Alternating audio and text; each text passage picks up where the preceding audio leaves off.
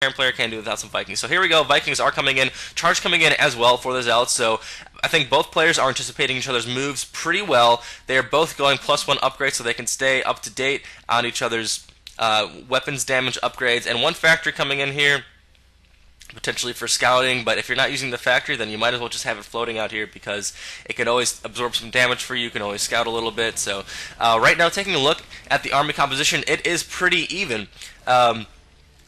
And taking a look at the income, it is pretty even as well. The Terran player is up a little bit, but Huck just got this expansion, so yeah, you see he's skyrocketing ahead. 3 more gateways. I think what we might see here, even if there's perfect composition across the board for the Terran player and the Protest player, Huck is going to be able to just reinforce his army by warping in like 6 units at a time, so proxy pylons are going to be incredibly effective. And I like that Huck gets this increased observer speed. I think it really makes the observers that much more useful. I don't see enough Protest players do that. It looks like the Terran player might be trying to encroach on this position. With that observer, Huck is able to keep in position and completely anticipate the Terran's move, so he is definitely ahead on this game right now. Taking a look at what is being built.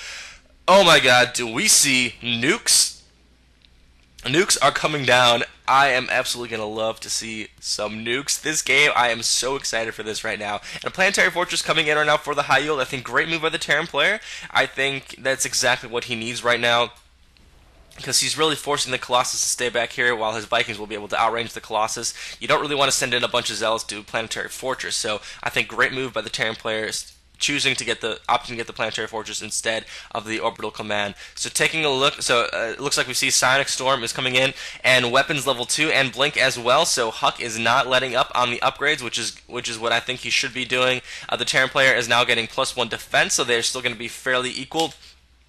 Nukes are ready for the Ghost. And I don't know if you guys knew this, but you can actually hold fire on the Ghost, and they take their gun away, and tons of Zealots coming in on this force. That is so many Zealots, and some good force fields coming in right now, and the Vikings are beasting away at the Colossus, but I think the Colossus are going to be able to do the damage before they actually do go down. Might this be a pretty even battle? I think it will, but actually the Terran player is going in and encroaching on this position pretty well, and the Colossus are going to be going down, but I think Huck is going to be able to just barely eke out of this with that super fast reinforcing supply. He is going to be able to keep at it, and just one more warp in and he's definitely going to be able to defend against this. But he lost a lot of Colossus. This one Colossus might be going down as well. A little bit of an eager Colossus move right there. Probes even going off the line to take care of the Marauders, and I think Huck should just let the Colossus go, saved his probes and started killing those Marauders with those Stalkers, but that is not what he chose to do. And actually great job by the Terran player. That was just so many Zealots. That was an unbelievable amount of Zealots right here. And Huck is reeling from this battle, using Blink a little bit. He is not on his A game right now. He should be blinking back and forth. He doesn't really need to be losing all these Stalkers. And just one Marauder actually winning the battle for the Protoss player. Tons of Zealots coming in and taking a look at what is being researched. See, he had tons of minerals left over, so he had a lot of Zealots, but what he really needed and what he realizes he needs is that High Templar army. So that is what he's going to have right now. I think that is going to play in Huck's favor tremendously, because I actually prefer Psystorm on a Bile Ball over Colossus, because all it takes is a couple of Vikings to match the Colossus, but with High Templar, I think it is a little bit better, especially making the switch. If the Terran player doesn't react and get enough Ghosts, I think the Zealot High Templar army is very effective against the Terran Bile. We see that Ghosts are actually coming out. He's trying to get an EMP on the High Templar, but he still does have energy. The thing about PvT at high level is that it really comes down to between Ghost and High Templar, who is the faster trigger finger. Can you get feedback on the Ghost before he EMPs your High Templar?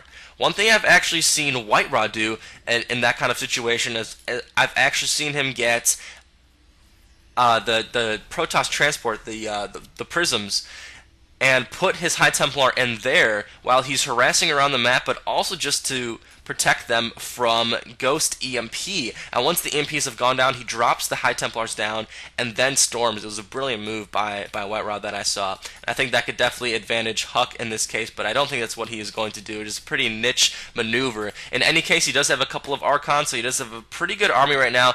Huck actually not producing all that much, and looking at the income, the Terran player is definitely ahead because he has gotten that high yield. I would have liked to see Huck get the high yield, but let's see if maybe his High Templar Colossus Force is going to be enough to deal with this. Taking a look at the army size, the Terran player is very up right now.